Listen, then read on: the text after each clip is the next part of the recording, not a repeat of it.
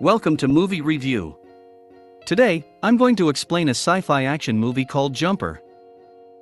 David Rice is an ordinary high school student who is attracted to Millie, his classmate. On the way out of school, David gives Millie a snow globe, but another of his classmates, Mark, takes it from her and throws it on a frozen lake. David goes to get the ball and catches it, but when he returns, the ice breaks and he falls into the lake. David tries to get to the surface, but is unsuccessful. Before drowning, he is mysteriously teleported to his hometown library, where he wakes up to find himself completely disoriented and confused by what has just happened. With his clothes soaked through, David decides to return home, where he lives alone with his irresponsible father, as his mother had abandoned them when he was 5 years old. Upon entering, his father scolds him for being late and he goes to his room. His father follows him, angry, and upon entering his room, David is unexpectedly teleported back to the library. This time he realizes his strange power and soon returns to his room. Tired of his father and thinking about the virtues of his new ability, the boy decides to leave home, as his mother did. Before setting out on his journey, he goes to Millie's house and throws a stone through the window. The girl finds the snowball on the swing, but David is gone. David decides to start from scratch in a new city. Upon arrival he rents an apartment, then goes to a park to find out more about his new ability so he can teleport in a controlled manner. Upon returning to the apartment, he looks at a magazine and sees a picture of the Empire State Building, which brings back memories of when he was there with his mother. In a moment, David teleports to that place. He quickly realizes that he can only travel to those places he has seen. So, he goes to a bank and asks the guard if he can go to the bathroom. The man accompanies him and on the way, he looks inside the bank vault. At night, David thinks inside the vault and manages to teleport himself, stealing as much money as he can in several trips. The next day the police and FBI investigate the event. Roland Cox shows up at the scene and says he works for Homeland Security. The manager tells him that the vault was never opened and Roland asks for the surveillance video and the names of all the bank's customers. It seems that the guy already knows about the existence of these people with the ability to teleport, called jumpers. 8 years later, we can see David as an adult, living in a luxurious apartment in New York. The walls are full of pictures of different places in the world, which David uses to teleport. Later, he goes down to the street and travels to a bar in London, where he meets a girl, then goes to Fiji to surf and finally jumps to Egypt, where he visits the Great Sphinx of Giza. On the other hand, in a strange forest we learn that Ronald is an agent of the Paladins, who specialize in hunting jumpers. There we can see one of the captured jumpers, to whom they induce electric shocks to prevent him from teleporting. Ronald shows up and kills the guy, and soon after, he is tipped off that they have information about the bank robbery. In the evening, David returns home and encounters Ronald. The guy asks him several questions, and when David tries to escape, Ronald electrocutes him with a special taser. The two fight and he tries to use a photo to travel, but is unsuccessful. Moments later, he jumps into a secret room where he grabs some money and manages to escape. The next morning, David decides to visit Millie. The girl's mother is surprised to see him after 8 years and tells him that Millie no longer lives with her. She gives him her home address and the address of the bar where she works. David goes to the bar, where he meets Millie and also Mark, his former abusive partner. Mark flirts with Millie, but David hits him and a fight breaks out. Soon after, David jumps with Mark into the bank vault and leaves him locked in there.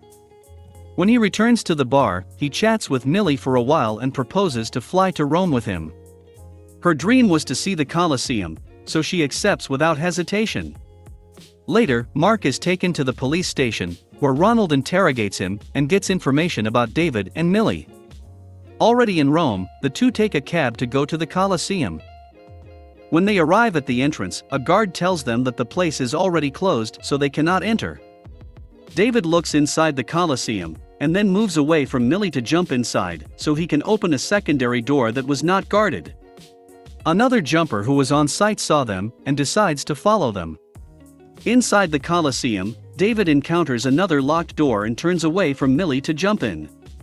At that moment, Griffin, the jumper who was following them, shows David that he can also teleport and warns him that he has to be more cautious with his jumps, since there are paladins in the Colosseum who are looking for him.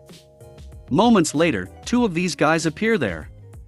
David tries to flee, but one of them manages to catch him with a kind of harpoon that generates electric charges.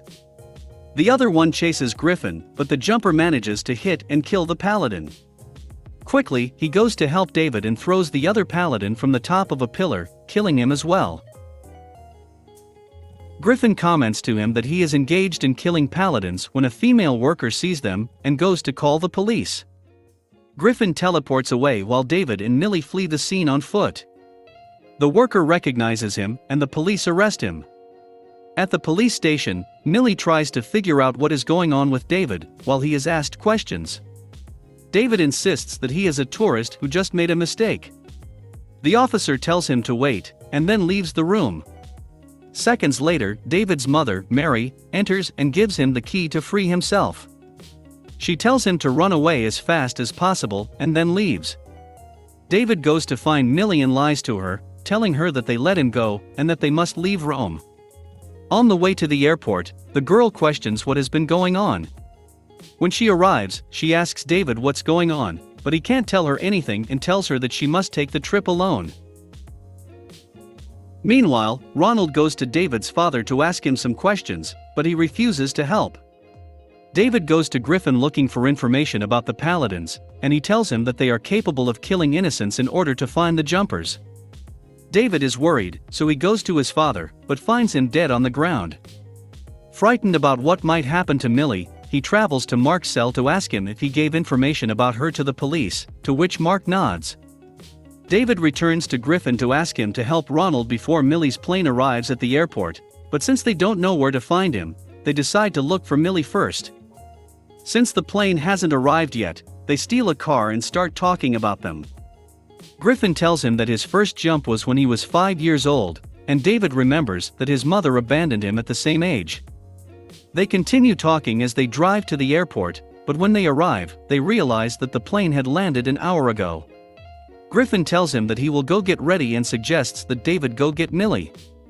David goes worriedly to the girl's house and enters through the balcony to check that she is okay.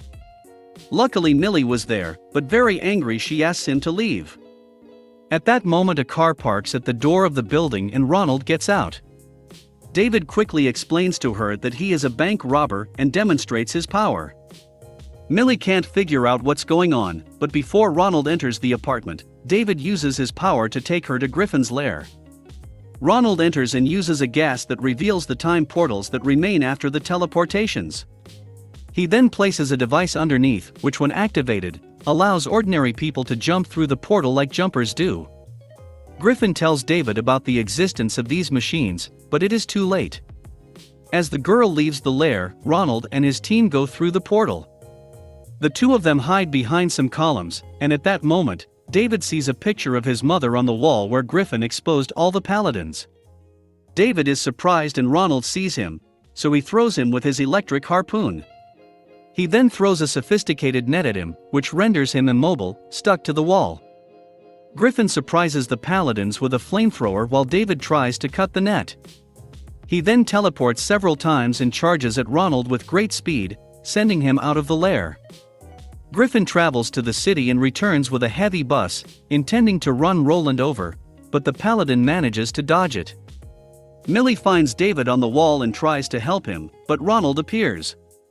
The jumper is pointing at him, but Roland escapes through the portal traveling to Millie's apartment, while Griffin chases after him. Millie helps David down and Griffin appears, saying he managed to steal the machine. Before the portal closes, Ronald shoots a hook and manages to take Millie with him. David tells him he has to go get her, but Griffin claims this is the perfect opportunity to kill a lot of paladins quickly, so he sets off a bomb. Desperate, David grabs the bomb detonator and jumps, trying to stop the other jumper from killing his girl along with the paladins. The two young men fight for the controller in different parts of the world, until they reach Chechnya, and find themselves in the middle of an armed conflict. Griffin gets the detonator, but David sees an electric tower falling in the distance, so he takes the other jumper with him and throws him on top of some wires, leaving him immobilized. Griffin tries to discourage David from going back for Millie, but he is determined to save her, so he travels to her apartment. Upon entering, the Paladin team attacks David with all their weaponry, but it doesn't seem to be enough. He unleashes a power never seen before, with which he manages to break and separate the walls of the building. Finally, he manages to teleport the entire apartment to the lake in which he had fallen as a child. Moments later, he takes the apartment to the bookstore, and when he gets up, he manages to see that Roland was also there. He quickly charges the guy and transports him to a cave in the Grand Canyon, setting him adrift. As time passes, David discovers the address of his mother's house, Mary, and decides to go to see her. Her daughter answers the door, and he asks for his mother. She tells him to come in, and the two are left alone. David reveals to her that he already knows the truth. He knows she is a paladin, and Mary explains that she was 5 years old when David first jumped, so she had to make the difficult decision to leave him, otherwise she would have to kill him.